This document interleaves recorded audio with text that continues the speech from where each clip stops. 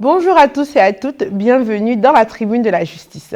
Nous sommes là pour parler de l'adultère. Vous vous rappelez, en juillet 2019, l'adultère a été dépénalisé, ce qui a créé beaucoup de remous, beaucoup de tracasseries et fait couler beaucoup d'encre.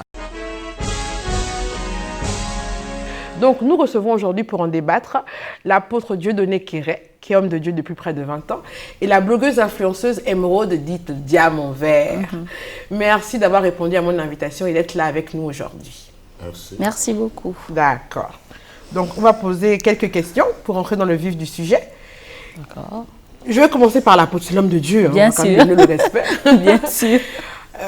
Pasteur, qu'est-ce que vous en avez pensé quand vous avez entendu dépénalisation de l'adultère? Qu'est-ce que vous avez compris? Comment vous avez perçu ce terme juridique? Et merci pour l'occasion que vous nous donnez de nous exprimer. Quand on entend dépénalisation de l'adultère et qu'on se réfère rapidement au texte biblique, on se rend compte qu'on s'égare de beaucoup de choses très importantes.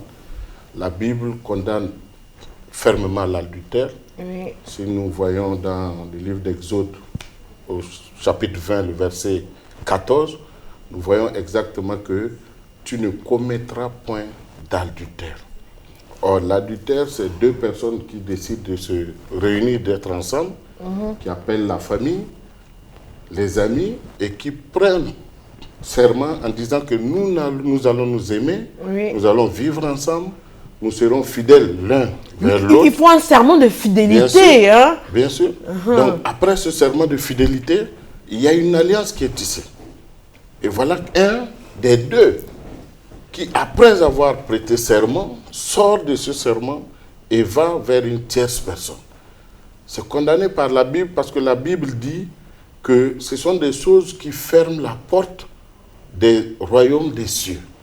Or, nous savons que quand on parle du royaume des cieux, nous avons dans le système du royaume des cieux en nous, nous avons la paix, nous avons la joie, nous avons la justice et nous avons la puissance. Donc, ça veut dire que si on commet l'adultère, si on notre commet puissance peut être voilà. diminuée. Notre prospérité aussi, bien pasteur. sûr, parce que quand tu commets l'adultère, tu ouvres la porte aux dégâts dans le foyer. L'autre va te suspecter et après il va commencer à fouiller un peu partout pour voir. Donc il y a un manque de confiance et le sentiment d'amertume s'installe. Après on a tendance à vouloir se venger puisqu'on pense qu'on a été brimé quelque part. Et la vengeance peut nous amener dans les crimes passionnels, dans beaucoup de choses. Donc nous voyons que la porte est ouverte pour beaucoup de dégâts dans le foyer. Et même les enfants ne sont pas en sécurité parce qu'une fois que les deux sont dans des guéguerres, dans leurs bagarres, dans leurs conflits de vengeance et tout, nous voyons que le foyer prend un coup. Et c'est le système même qui est en difficulté. Merci beaucoup, pasteur. Émeraude, qu'est-ce que tu as cru comprendre quand tu as entendu dire, je te tutoie parce que... Bien évidemment, il n'y a pas de souci. Alors, il faut dire que le discours du pasteur est carrément remonté là. J'avais le frisson parce que pendant que moi, je suis en train de me préparer, j'ai dit, mais le pasteur qu'est-ce que papa vient faire comme ça? Vraiment. Alors, pour commencer déjà, merci pour l'invitation. Et pour la suite, je vais commencer à dire que je suis tout à fait d'accord avec ce que l'homme de Dieu vient de dire. Tout à fait. Néanmoins, il faut retenir ici que le mariage, disons le couple, il y a beaucoup de choses. Il y a beaucoup d'aspects. Voilà. Donc, excusez-moi, je vais choquer certains. Oui. Mais il faut reconnaître que la dépénalisation de l'adultère ici n'est pas forcément mauvaise. Du moins, ce n'est pas pour tout le monde. Parce qu'on a des personnes qui se mettent en couple, qui se marient en réalité sans se connaître. Alors, une fois dans le mariage, on découvre les vrais visages de chacun. Tout à fait. Voilà, moi je prends un exemple. Tu vas voir un homme qui va te dire j'aime ma femme, sincèrement, mais si je trompe ma femme, c'est parce qu'elle ne s'est pas préparée. Lui aussi, il embête. Parce qu'elle ne s'est pas préparée. C'est traumatisant. C'est comme tu dis, mais excuse-moi, c'est pas tous les hommes qui aiment manger au restaurant. Hein. C'est pas tous les hommes qui m'allent à la cafette. D'autres vont dire, j'aime ma femme, elle est très belle, elle sait s'habiller, elle sait sourire. Mais en réalité, quand on est seul, elle a un mauvais comportement. Elle n'est pas respectueuse. Est-ce que tu vois, c'est un aspect, pourtant on trouve ça banal, mais c'est un aspect qui fait en sorte que l'homme va regarder ailleurs. Juste pour ça. D'accord. Voilà. Donc si je résume bien, c'est parfois la faute de l'autre conjoint. Bien sûr. Si l'autre va quand même à l'extérieur chercher ce qu'il n'a pas dans son foyer conjugal. Bien sûr, parce que moi je vais sur la base où je dis que lorsqu'il y a un problème, je ne suis pas pour celle qui dit c'est la femme qui a tort, c'est l'homme qui a tort. Je dis tout simplement que les deux sont responsables. Voilà, je préfère partager le tort. Maintenant, ici, tu vas entendre des gens dire si une femme a tort, pourquoi je vais aller regarder dehors? C'est vrai que pour certains, c'est vrai. Mais en réalité, on devrait se poser la question, pourquoi est-ce que l'homme va regarder dehors? C'est vrai que l'homme en général, hein, on sait comment il est, c'est l'homme, je suis une femme. En fait, l'exception, c'est un homme qui ne regarde pas dehors. Mais pourquoi l'homme va regarder dehors? La plupart des cas, quand on fouille, on verra qu'il y a un petit hic, il y a des défauts, il y a des manquements. Et le pire, c'est que je vais essayer d'épouser l'affirmation qui dit sur Terre, il y a plus de femmes que d'hommes. C'est triste, mais c'est la réalité. Mais donc, autant choisir le régime polygamie. Bien sûr, mais après... Parce que moi, ce qui me dérange, moi, personnellement, c'est l'hypocrisie de certains hommes. Tu sais que dans ton cerveau, dans ton esprit, tu es polygame. Mais tu vas devant le maire, tu choisis monogamie. Tu épouses une femme, tu prêtes serment. Alors que dans ton cœur, dans ton esprit, tu sais que tu es infidèle. Tu es un infidèle patenté. Et que tu vas continuer à être infidèle. Alors, excuse-moi, mais je vais rebondir en disant, tu sais, quand on vient signer les papiers devant le maire et tout le reste là, la grande attention, là, je peux dire ça comme ça, que là, c'est la finition. Mais lorsque tout se décide, c'est à deux dans la chambre. Hein. Peut-être que le mariage, quand on a regardé les dépenses et tout ce qui va avec, c'est peut-être la femme qui a misé. Et qu'est-ce que tu veux? Non, on se marie, mais moi, je veux que tu sois monogame. Il est conscient que celle-là, mais si j'ose dire polygamie, mais peut-être qu'elle peut m'empoisonner dans la nuit, on ne sait jamais. Donc là, on vient de dire tout ce qu'on veut dire, c'est pour les formalités. Mais en réalité, c'est ce qui se passe après. Mais on ne sait pas. C'est dangereux quand on dit que c'est des formalités. Parce qu'un engagement, c'est un engagement. Quand tu dis devant le maire que c'est pour le meilleur et pour le pire, mais il faut peser d'abord la portée de ton engagement avant d'aller devant le maire. Avant d'inclure les deux familles dans votre alliance, il faut réfléchir, il faut veiller à ce que certains critères soient remplis. Donc moi je pense qu'il faut faire les choses bien et il ne faut pas qu'on soit passionné dans ce débat. Soyons vrais, soyons tout simplement vrais et nous verrons que Dieu va nous accompagner dans ce foyer. Une femme qui ne sait pas préparer, ça s'apprend. Vraiment. On peut l'apprendre à préparer. Il y a des hommes aussi qui ne savent pas faire l'amour. Voilà, justement. La femme lui apprend à faire l'amour. Est-ce qu'une femme a trompé son mari parce qu'il ne sait pas faire? Tu veux que je réponde à ça? Oui. Mais bien sûr que oui. Bien sûr que oui. Moi, j'ai une question pour le pasteur Kerry. Dans les églises aujourd'hui, on se rend compte que beaucoup de gens se marient sans se connaître physiquement avant le mariage. C'est-à-dire que sans se connaître, dans la Bible on dit sans se connaître, ils ne se sont pas connus. Mais en tant que juge, moi j'ai déjà rencontré des couples qui ils se sont mariés, ne se sont pas connus. Maintenant, après le mariage, la femme se rend compte que le mari, il est impuissant. Ça ne fonctionne pas. Donc, comment on fait à ce niveau-là maintenant? À ce niveau, je pense que si les bases sont bien posées, on ne peut pas tomber sur des cas comme ça, parce que je sais que Dieu, c'est un Dieu de miracles. Si Dieu te fait un don, ce don ne se fait sur aucun chagrin. On dit, l'homme trouvera le bonheur, n'est-ce pas, avec sa femme. Alors, donc si c'est un don de Dieu, si c'est Dieu qui a amené cette femme vers toi, je pense que tu ne peux plus pleurer après, puisque ce sera du bonheur. Mais maintenant, malheureusement, dans nos églises, nous nous rendons compte qu'il y a des mariages qui se font au gré à gré. Voilà. C'est des calculs, et puis après, on se retrouve dans ces situations. Mais quand on prend la peine de consulter Dieu avant de fonder un foyer, je pense que ce foyer sera béni et il n'y aura pas de chagrin. Il n'y aura pas de regret à faire. D'accord. Mais maintenant, est-ce que dans votre église, vous avez senti l'impact de cette dépénalisation? Est-ce que vous avez vu que cette dépénalisation a ouvert un peu la boîte de Pandore dans les couples? Est-ce que vous avez entendu des gens dire que là, maintenant, c'est feu, on peut maintenant faire ce qu'on veut, on peut aller à gauche, à droite, sans craindre? Oui, bien sûr, on entend les gens parler, sauf qu'en tant que leader religieux, nous devrions revenir au texte sacré et conscientiser ces personnes et leur dire qu'en réalité, c'est une porte qui s'ouvre à la débauche. Et même dans ta conscience, quand tu pars vers une tierce personne, ta conscience même te dit que tu ne fais pas bien. Oui, bien sûr. Ta conscience... C'est pour ça qui trompent impunément, oui, c'est pour ça qu'on arrive à vouloir se soulager la conscience en dépénalisant. C'est juste pour se soulager la conscience. Mais moi, je pense que si tu as commis une erreur, il faut aller à la réparation. Tu dis à ton conjoint, ouais, voici, voilà ce qui s'est passé, j'aimerais te demander pardon. Et puis le Dieu qui est le réparateur des brèches fera en sorte que la confiance revienne dans le foyer, l'harmonie revient dans le foyer, l'amour revient dans le foyer. Si vous me permettez, il faut quand même que je précise quelque chose. La dépénalisation de l'adultère veut simplement dire que l'adultère n'est plus une sanction pénale. Ça veut simplement dire qu'on ne peut plus, conformément à l'article 268 du Code pénal avant 2019, porter plainte contre son conjoint pour adultère et le complice de l'adultère qui risquait jusqu'à 1 à 6 mois de prison et à 24 000 d'amende. Mais maintenant, l'adultère n'est plus qu'une faute civile. On ne peut plus l'évoquer que lorsqu'on veut divorcer. Parce que l'article 252 du Code civil dispose bien que les époux se doivent mutuellement fidélité, assistance et protection. Et l'article 266 dit plus loin que la demande de divorce peut se faire par l'un des époux en cas d'adultère.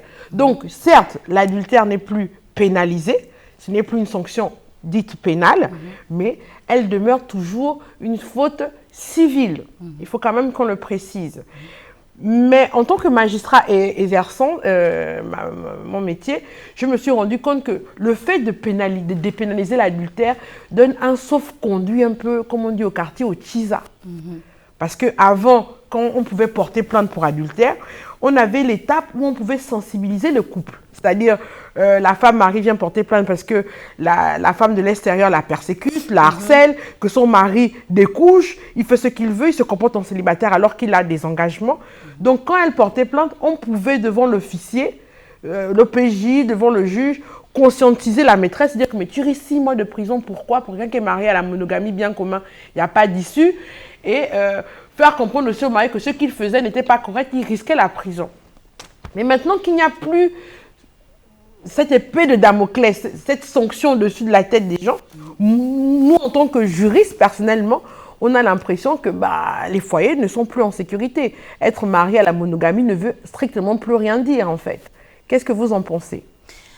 Alors, moi, je dirais que déjà, je vais essayer de comprendre ce que tu viens de dire. La dépénalisation ici, ça dérange le fait qu'un homme puisse être marié à une femme sous le régime monogamie. Oui. On est bien d'accord? D'accord. Donc, ça veut dire que si quelqu'un est marié sous le régime polygamie, il n'y a pas de problème. C'est-à-dire sous le régime polygamie. Polygamie, bien sûr, voilà, il n'y a pas de problème. Il n'y a pas de problème. Il n'y a pas de problème. Bon, puisqu'il a dit à la femme qu'il va avoir plusieurs femmes. Donc, s'il drague une autre femme, il est en train de courtiser sa future autre femme, on ne sait pas. Donc, on ne peut pas dire qu'il y a un adultère dans la polygamie. Et moi, je reviens en soutenant ce que j'ai eu à dire. Vous savez, c'est vraiment plusieurs aspects. Je vais essayer de m'expliquer. On est des femmes. Oui, voilà. Je prends un exemple. On est peut-être des sœurs. Oui. On a vu ton mariage, comment ça a été en grande pompe. On a tout vu, les dépenses et tout. Tu vois ton âge et ton parcours. Tu es mariée sous le régime monogamie. Oui. Voilà. Tu découvres que ton mari, il voit quelqu'un d'autre. Et peut-être que de manière interne, sans que je ne puisse le savoir, il y a des problèmes, il y a des choses qui ne vont pas. Mais quand tu regardes les réalités, parce qu'il faudrait aussi qu'on puisse retenir ça. On va trouver des raisons, on va trouver tout ce qu'on a à dire, mais il y a des réalités. Il y a des réalités devant nous. C'est-à-dire qu'il y a certaines réalités que toi-même sais avec ta conscience. Tu vois? Donc, tu vas te dire que ce que tu peux faire, limite, c'est prier pour amener ton mari on va dire quoi, sur la bonne voie. Tout à fait. Mais tu refuses, par exemple, le divorce alors que c'est une possibilité. Tu te dis, tu ne te vois pas divorcer, c'est trop facile. Est-ce que tu vois? Tu ne te vois pas divorcer, c'est trop facile. Parce que moi, je me dis qu'il y a d'abord une base. Il y a d'abord une base. Bon, tu te passionnes.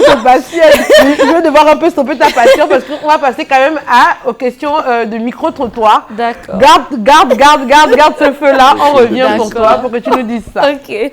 À tout à l'heure pour les questions du micro-trottoir. Quand il faut revenir au moins dans les années précédentes, par exemple, les années passées, moi, par exemple, mon grand-père avait par exemple une affaire de 3 femmes. Bon, mais il y avait au moins le respect de l'art. Moi, aujourd'hui, par exemple, bon, ça se passe au moins sur... Moi, j'ai peut-être su l'intérêt, en tout cas. Bon, moi, donc, personnellement, je pense que c'est pas si grave que ça, en tout cas. Ok, d'accord. La dépénalisation de l'adultère. Alors, de ce point de vue, c'est quand même assez grave parce que ces 2 lois s'attaquent à la cellule familiale. L'homme et la femme, selon le principe divin, Et même selon la constitution gabonaise, on dit le type de relation reconnu du point de vue constitutionnel, c'est l'union entre un homme et une femme. Or, quand on voit le taux de densité dans notre pays, de démographie dans notre pays, c'est 7 habitants pour 1 kilomètre. Si les femmes vont avec les femmes, les hommes vont avec les hommes, on fait les enfants comment? Si un homme peut copieusement tromper sa femme, si une femme peut copieusement tromper son homme avec preuve à l'appui et ne pas être condamné, je dis qu'en fait on a tué la famille. Or, pour terminer, la force d'une nation réside dans la force de la cellule familiale. La force la force d'une nation réside dans la cellule familiale. La force de toute société puissante réside dans la cellule familiale. Donc la cellule familiale est le lieu d'héritage, c'est le lieu d'éducation, c'est le lieu de transmission de connaissances, c'est le lieu de transmission de valeurs. S'il n'y en a plus de valeurs, on a tué le Gabon, on a tué tout un pays, on a tué tout un continent. Je vous remercie. Voilà donc ce que pense l'homme de la rue. Nous voilà édifiés. Emeraude, nous étions avec toi. Qu'est-ce que tu es en train de nous dire? Ouais, donc je disais tantôt que, moi je dis que ce problème-là, tout va de la base. Oui. On a des hommes qui sont satisfaits chez eux, mais vraiment totalement satisfaits chez eux et qui décident de regarder dehors juste par curiosité ou par plaisir ou juste parce qu'il veut peut-être se prouver à lui-même qu'il est un homme. Voilà. On a aussi cette catégorie-là, il ne faut pas l'ignorer, qui va voir ailleurs parce qu'il y a des manquements à la maison. Voilà, donc c'est sur ça que moi je m'appuie pour dire que la dépénalisation, elle n'est pas forcément mauvaise dans la mesure où on trouve des hommes qui ne sont pas comblés. C'est choquant, on va dire que c'est une femme, comment est-ce qu'elle peut avancer ses propos, mais c'est la réalité. Mais il faut savoir que ça va dans les deux sens, hein. Les femmes aussi ont le droit maintenant de... Bien sûr, oui. Bien sûr, voilà. Donc, et le pire, c'est que j'ai remarqué que dans notre société, s'il faut dire de manière générale, il n'y a pas de communication. Il n'y a pas de communication. Parce qu'on refuse de communiquer, ça peut aussi être l'une des raisons pour laquelle il y a des hommes qui vont voir dehors, tout simplement, ou vice-versa.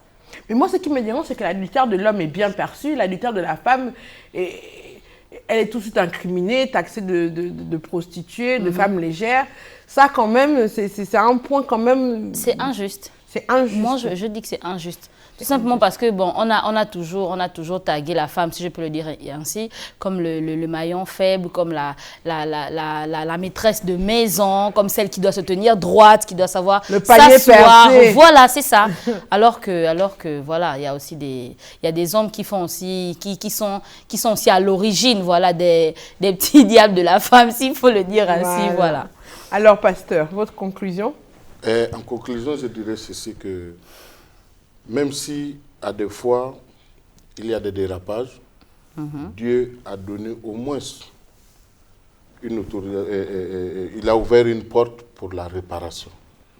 Alors, au lieu de chercher à dépénaliser, n'est-ce pas, reconnaissons notre tort d'abord et cherchons à réparer. Pourquoi? Quand tu repars vers Dieu, Seigneur, pardonne-moi, j'ai fait une erreur. Parce qu'on peut tout dire, l'adultère, c'est un péché au même titre que le vol, au même titre que le meurtre, au même titre que tout ce qui est condamné dans la Bible. Mais l'adultère est même puni de mort, non? Bien sûr. Il y a la dame qu'on lapidait, que Jésus est venu sauver. Bien sûr, bien sûr. Est-ce que les hommes aussi étaient lapidés à l'époque? Oui, la loi disait qu'on devait lapider les deux. Sauf qu'il n'y a pas d'exemple concret dans la Bible qui dit que ça a été fait. Voilà, ça devait être à l'époque, là. Oui, mais la loi vérifier ça. La loi était là. Vous voyez, donc la peine, c'était pour tout le monde, les deux personnes. Voilà, parce que Dieu veut que nous vivions dans une société paisible, une société où règne l'amour. Parce que tout ce régime-là, aime ton prochain comme toi-même. Si tu aimes l'autre comme toi-même, tu ne lui feras pas du mal. Parce que tu sais qu'en allant sortir avec X ou Y, tu fais du mal à quelqu'un d'autre. Donc, tout ce régime-là, si nous revenons à Dieu et que nous faisons les choses bien, je pense que les bénédictions de Dieu vont découler et nous aussi, on sera bénéficiaires de ces bénédictions.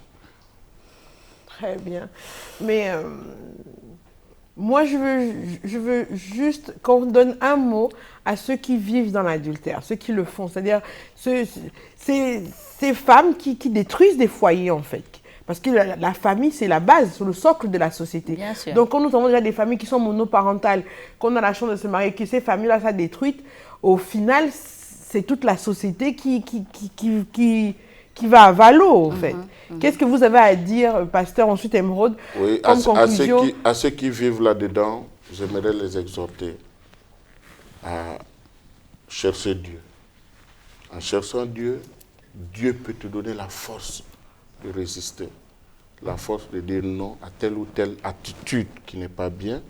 Et Dieu, en donnant la force, Dieu repart. Parce qu'on dépénalise parce qu'on veut se donner une conscience, n'est-ce pas? On sait qu'on a déconné, donc il faut trouver des textes pour se protéger, oui. Mais selon Dieu, Dieu veut qu'on soit dans la repentance, la confession, et la grâce de Dieu continue à couler sur nous. D'accord. Merci, pasteur. Emeraude? Alors, à ces femmes, je veux dire, qui pratiquent la dépénalisation ou encore qui se disent aujourd'hui que, voilà, ou fait sont sauvés parce que ça ne peut plus être pénalisé, je dirais tout simplement, moi, à mon avis, je me dis que la majorité le font par peur. Pourquoi par peur? Lorsque tu regardes la vie, le foyer d'une femme mariée avec tout ce qu'on entend et tout ce qu'on voit, pour la jeune fille, ou du moins pour celle qui est célibataire, elle a très peur. Elle se dit tout de suite, si moi je m'engage à être avec un homme, à être dans un foyer, je vivrai la même chose. Et elles se disent aussi qu'en étant la maîtresse, s'il faut le dire ainsi, c'est la meilleure des vies. La maîtresse n'a pas à se prendre la tête, la maîtresse ne pleure peut-être pas, la maîtresse, elle est tout simplement gâtée. Ça dure le temps de la beauté, ça dure le temps, voilà. Donc, je dirais ici que c'est l'effet de la peur. Et aussi lorsqu'on n'a pas confiance en soi, tout simplement. Parce que malgré que cette loi, elle a été, voilà, malgré que désormais c'est officiel, elle a été votée, il y a des femmes qui sont dans les foyers, mais bien assises, bien sûres d'elles, tout simplement parce que depuis le début, à la base, elle a su gérer, elle a su comment se comporter. Voilà. Donc, moi, je dirais à ces femmes-là, tout simplement, de ne pas avoir peur, d'avoir confiance en soi et de ne pas se dire que partager l'homme d'une autre femme ou encore fréquenter, sortir avec un homme marié sera tout simplement la solution à sa vie et à son bien-être. Merci beaucoup, Emeraude, pour ton avis. Je t'en prie. Merci beaucoup, pasteur, d'être venu nous donner votre point de vue en tant qu'homme de Dieu. Nous avons été vraiment édifiés par vos interventions. Nous allons maintenant passer au conseil juridique. Depuis juillet 2019, l'adultère a été dépénalisé. Qu'est-ce qu'on entend par dépénalisation? Ça veut simplement dire que l'adultère n'est plus sanctionné pénalement comme cela l'était auparavant, à l'époque du Code de 1963. À l'époque, lorsque votre conjoint vous trompait, vous pouvez porter plainte et le traîner en justice, lui et son complice, et obtenir réparation, moyennant finance ou une peine d'emprisonnement qui allait souvent de 1 à 6 mois. Mais depuis 2019, l'adultère n'est plus sanctionné pénalement, mais n'en demeure pas moins sanctionné civilement. C'est-à-dire, l'article 252 et 266 du Code civil dispose bien que lorsque les époux se marient, ils se jurent mutuellement fidélité, devoir d'assistance et de protection. Et l'article 266 va plus loin. L'un des époux peut demander le divorce en cas d'adultère de l'autre conjoint. Donc, retenez que l'adultère n'est plus sanctionné pénalement, mais il est toujours sanctionné de manière civile. C'est une faute grave pouvant entraîner le divorce et la séparation. L'adultère se prouve par tout moyen, photos, messages, témoins. Surtout, essayez de le faire par procès verbal d'huissier. Je sais, la loi est dure, mais c'est la loi. Et nul n'est censé l'ignorer.